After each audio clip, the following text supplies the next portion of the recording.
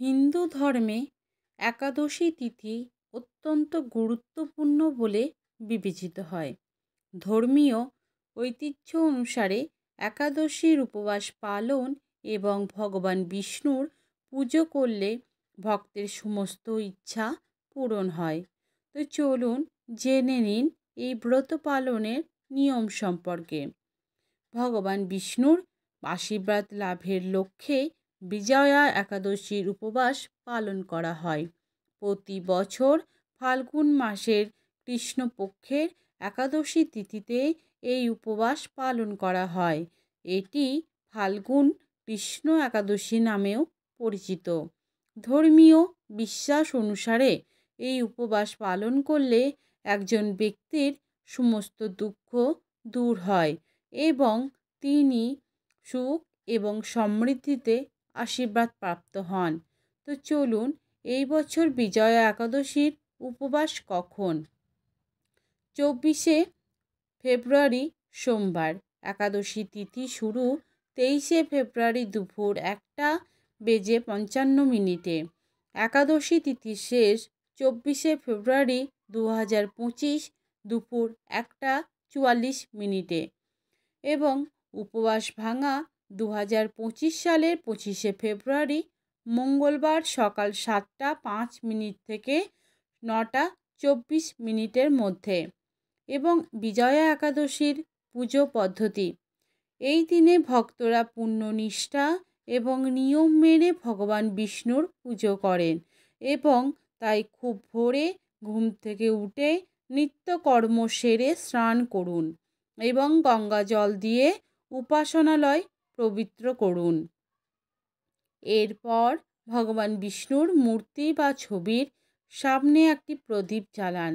চন্দন, ফুল, তুলসী পাতা, ধূপকাঠি, প্রদীপ এবং ফল উৎসর্গ করুন শ্রীহরিকে। এরপর ভগবান বিষ্ণুর মন্ত্র জপ করুন এবং বিষ্ণু সহস্রনাম পাঠ করুন। বিজয়া একাদশীর উপবাসের নিয়ম। কিছু ভক্ত নির্জলা উপবাস পালন করে থাকেন এই দিনে। পরের দিন পারণের পর দ্বাদশী তিথিতে ব্রাহ্মণদের খাওয়ানো এবং দান করা আবশ্যক। এবং এই একাদশীর উপবাসের গুরুত্ব। পৌরাণিক কাহিনী অনুসারে এই উপবাস পালন করলে সমস্ত পাপ থেকে মুক্তি পাওয়া যায় এবং জীবনের সাফল্য লাভ হয়।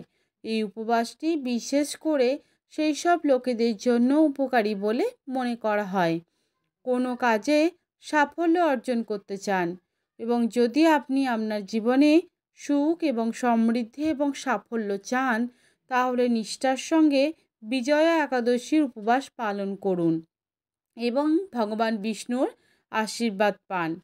তো চলুন এবার আমরা বিজয়া একাদশীর ব্রতকথাটি আপনাদেরকে পড়ে শোনাব। স্কন্দ পুরাণে এই একাদশীর মাহাত্ম্য বর্ণিত রয়েছে। মহারাজ যুধিষ্ঠির শ্রীকৃষ্ণকে বললেন, হে বাসুদেব, ফাল্গুন মাসের কৃষ্ণপক্ষের একাদশীর মাহাত্ম্য অনুগ্রহ করে আমাকে বলুন। শ্রীকৃষ্ণ বললেন, হে যুধিষ্ঠির, এই একাদশী বিজয়া নামে পরিচিত। এই একাদশী সম্পর্কে দেবর্ষি নারদ স্বয়ম্ভু ব্রহ্মাকে জিজ্ঞাসা করেছিলেন।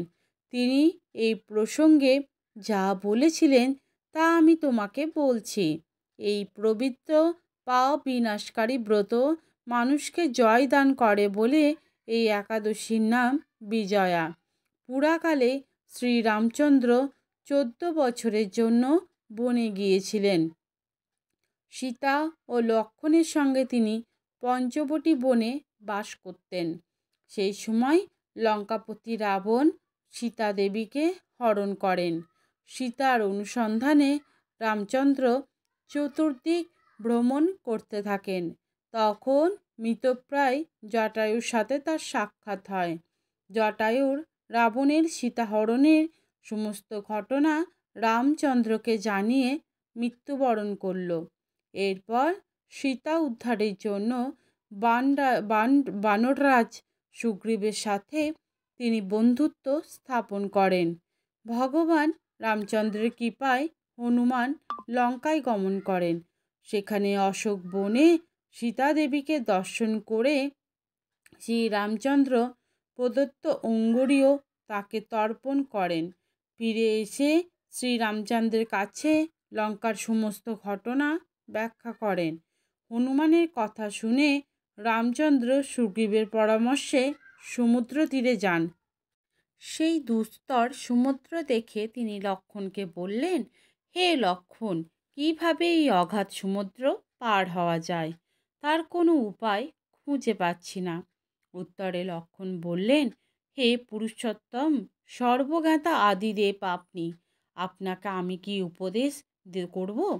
তবে বক দালভ্য নামে এক মুনি এই দ্বীপে বাস করেন। এখান থেকেই 4 মাইল দূরে তার আশ্রম। সেই রাঘব, আপনি সেই প্রাচীন ঋষিশ্রেষ্ঠকে এর উপায় জিজ্ঞাসা করুন।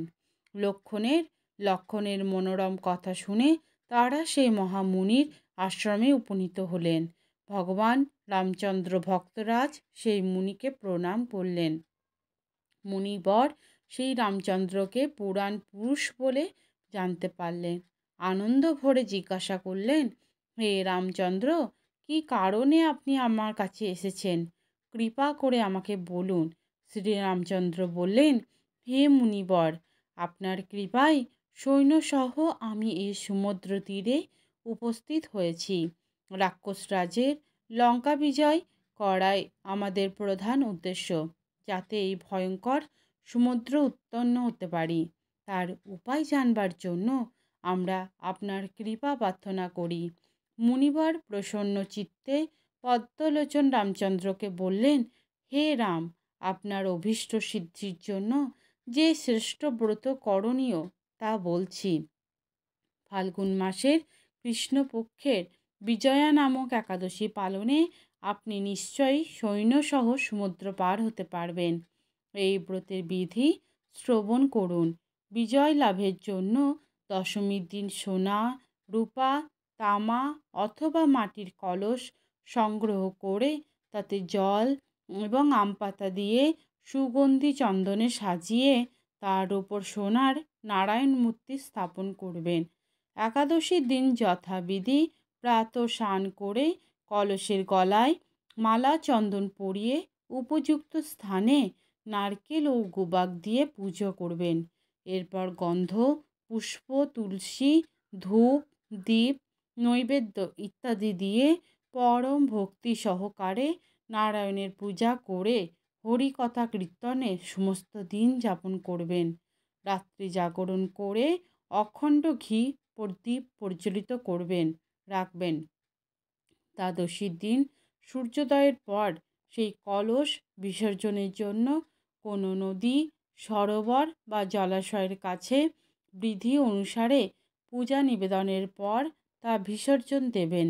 তারপর ওই মূর্তি বেদজ্ঞ ব্রাহ্মণকে দান করবেন। এই ব্রতর প্রভাবে নিশ্চয়ই আপনার বিজয় লাভ হবে। ব্রহ্মা বললেন, হে নারদ, ঋষির কথা মতো ব্রত অনুষ্ঠানের ফলে তিনি বিজয়ী হয়েছিলেন। সীতা প্রাপ্তি, লঙ্কা জয়, রাবণ বধের মাধ্যমে তিনি অতুল কীর্তি লাভ করেছিলেন। তাই যথাবিধি যে মানুষ এই ব্রত পালন করবেন তাদের এই জগতে জয়লাভ ও পরজগতে অক্ষয় সুখ সুনিশ্চিত জানবে। হে যুধিষ্ঠির, এই কারণেই এই ব্রত পালন করা অতি আবশ্যক। হরে কৃষ্ণ।